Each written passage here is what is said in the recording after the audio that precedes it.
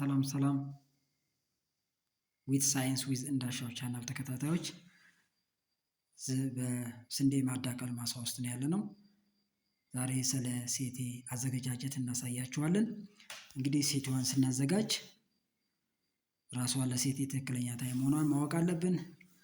ከዛ አሁን ሴቴዋን ስናዘጋጅ በጎን ያሉትን በእያንዳንዱ ስፓይክሌት መሃል ያሉትን ትናንሽ አበቦች ወይም ፍሎሬትስ ነቅለን ማውጣት፣ ሁለቱን ጠንካራ ብቻ እናስቀራለን።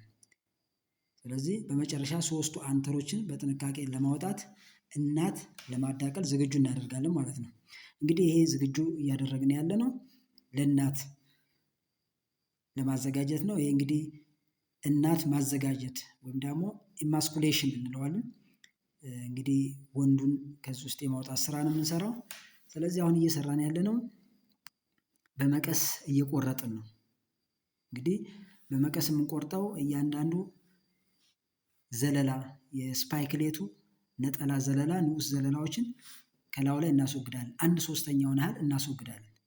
እንግዲህ በዚህ በምናስወግድበት ጊዜ በውስጡ ትንንሽ ዘለላዎች አሉ ማለት ነው። እነሱን የማስወገድ ስራ መስራት አለብን ማለት ነው። እንግዲህ ከላይ እና ከታች የማይጠቅሙ ስለሆነ እነሱን እየቆረጥን እንጥላለን ማለት ነው። እነሱን ከጣልን በኋላ በእያንዳንዱ ንዑስ ዘለላ ውስጥ ሶስት ወንዴና አንዲት ሴቴ አለች ማለት ነው። እኛ የምንፈልገው ወንዱን አስወግደን ሴትዋን ማቆየት ብቻ ነው። እንግዲህ ወንዱን በምናስወግድበት ጊዜ ፎርሴፕስ ተጠቅመን በምናስወግድበት ጊዜ በጥንቃቄ መሆን አለበት። ሶስቱን መውጣቱን እጃችን ላይ እያስቀመጥን ቼክ ማድረግ አለብን። ሌላው በምናወጣበት ጊዜ ወንዱን በምናወጣበት ጊዜ ከታይ በኩል ሴትዋ ስላለች ሴትዋ እንዳትጎዳ ጥንቃቄ ማድረግ አለብን ማለት ነው። እንግዲህ ይሄ ስራ ከእያንዳንዱ ውስጥ ሶስት የወንዴ ብናኝ አበቦችን ካላወጣን ለውስጡ እዛው እንዲዳቀል እድል ይኖረዋል ማለት ነው። ያ ደግሞ ለምንሰራው ስራ ውጤታማ አያደርገንም ማለት ነው። ስለዚህ ከእያንዳንዷ ንዑስ ዘለላ ላይ ሶስት የወንዴ ዘር ብናኝ ማውጣት አለብን ማለት ነው። ስለዚህ ከእያንዳንዱ ነጠላ ዘለላ ውስጥ ወይም ንዑስ ክፍል ውስጥ ካወጣን በኋላ ሙሉውን ዘለላው ጠቅላላ ዘለላው ወይም ስፓይኩ ምንም አይነት ወንዴ የሌለው ይሆናል ማለት ነው። እንግዲህ እኛ ሴትዋን የምናስወግደው ለምንድን ነው?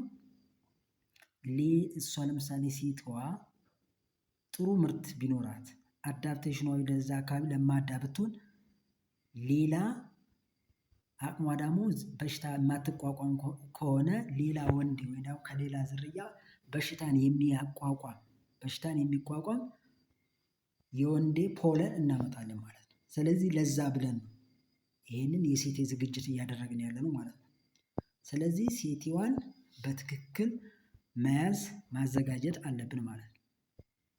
እንግዲህ የሴቴዋ ዝግጅት ይሄን ይመስላል። እያዘጋጀን ከታይ ጀምረን እስከ ላይ ድረስ እያዘጋጀናት ይሄን ትመስላለች ማለት ነው። ሴቴ ስናዘጋጅ በዚህ መልኩ ነው የምናዘጋጀው ማለት ነው። ስራው ጥንቃቄ ይፈልጋል፣ ትዕግስት ይፈልጋል። እንግዲህ የሴትዋ ዝግጅት ይሄን ይመስላል። በሚቀጥለው ፕሮግራም ወንዴ እንደሚዘጋጅ እናሳያችኋለን። እናመሰግናለን።